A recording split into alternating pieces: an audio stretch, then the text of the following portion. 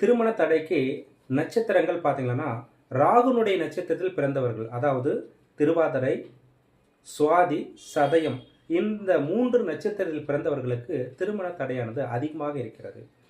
இன்னைக்கு 1990ல் பிறந்தவர்களுக்கு 90ல் பிறந்தவர்கள் இந்த ராகுனுடைய நட்சத்திரத்தில் பிறந்தவர்களுக்கு 35 வயது கடந்தும் இன்னும் திருமணம் ஆகாமல் இருக்கிறது.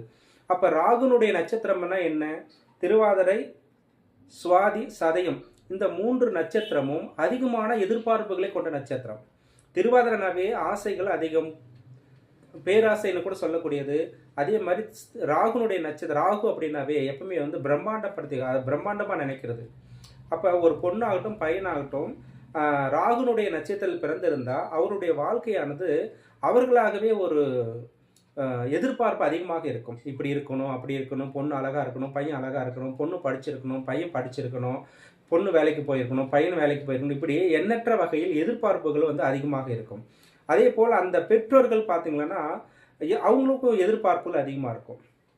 பையனுடைய வீடாக நல்ல பெரிதாக இருக்கணும், அதே போல் பையனுடைய குடும்பம் ரொம்ப வசதி வாய்ப்பு படுத்தவர்களாக இருக்கணும், அதே மாதிரி பொண்ணுடைய வீடு பெருசாக இருக்கணும், வசதி வாய்ப்பு படுத்தவர்களாக இருக்கணும். இப்படி அவருடைய ஆசைகள் என்பது பெரிதாக இருப்பதனால இந்த ராகுனுடைய நட்சத்திரத்தில் பிறந்தவர்கள் திருமண வாழ்க்கையில் இன்று 30 வயது 35 வயது கடந்தும் இன்னும் திருமணம் ஆகாமல் இருக்கிறதுக்கான நிறைய காரணங்கள் இருக்கிறது.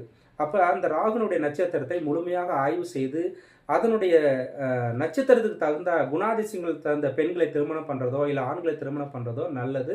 இது அனைவருமே அவருடைய சுய ஜாதகத்தில் பரிசோதனை செய்து கொள்ளுங்கள்.